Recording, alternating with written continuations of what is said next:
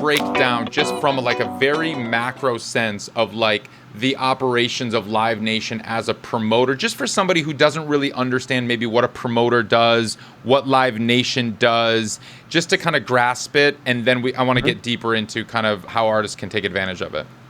Live Nation is the largest promoter of live shows in the world. And so we're saying promoting a show, just from step by step. There is an artist that wants to perform in a particular venue. They will work with a Live Nation.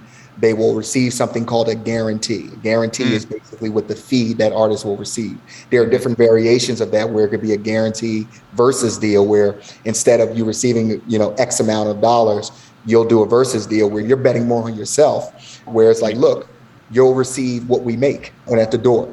And so there are ways that deal works out. The artist goes, performs, they receive a check from this promoter. The promoter will then make their money off of tickets and potentially some other ancillaries. Live Nation is phenomenal because Live Nation is everywhere. It's in almost every country in the world.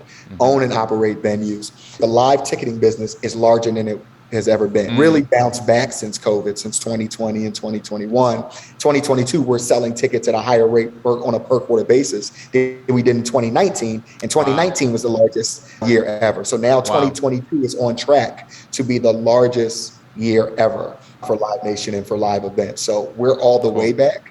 If you are an artist, that's why I go back to what we talked about earlier. It's so important to build relationships with those local bookers and those local promoters, because there's probably a festival in every major market now. And as you start building your name up in some of these smaller venues, there's absolutely an opportunity to be on one of the quote unquote smaller stages or second or third stage of fill in the blank festival in that particular market to start out with. What is your recommendation specifically to these artists on what they should be doing?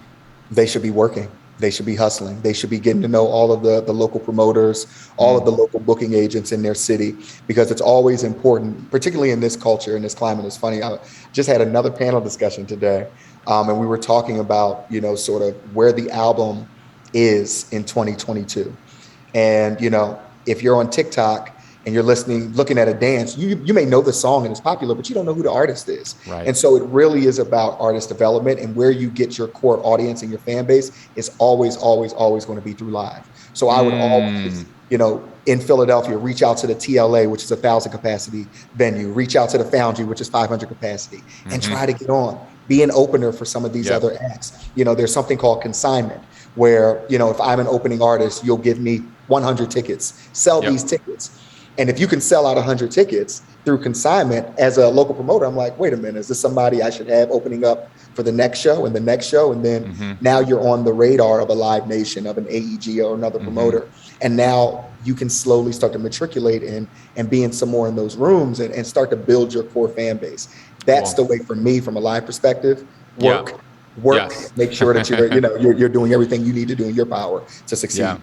It's really refreshing to hear that live is important. And I do hear that from managers and from label execs and label A&R, even though the industry is so obsessed with TikTok right now and everything that everyone's talking about is TikTok. Like you said, a lot of the kids might know the song, they don't know the artist. And that fame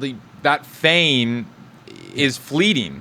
And you could be flash in the pan moment. And then even if they might come check you out live, and if you can't bring it live, then you're going to lose that audience before you even get them. Luck is merely when preparation meets opportunity. And so grinding it out live, like you said, then when it gets to the point where maybe you do get some bubbling up online and people want to come check it out, or maybe Brandon happens to be in the room for your show, but you've played 100 shows before that and you know how to bring it live, you know how to work a room, and then that opportunity presents itself, and then you can bring it. There's nothing that beats hard work. Literally in this industry, and there's some individuals like, I'm going to get 1 million views on YouTube, and then I've made it. And I know we pay attention to analytics on the label side so much. I get it. I really do.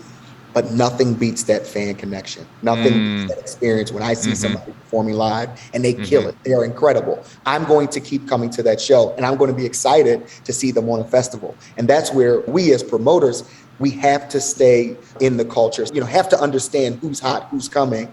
It's easy. It's super easy to throw $1 million at this person or that person if you're a large promoter. Right. It's easy. It is what it is.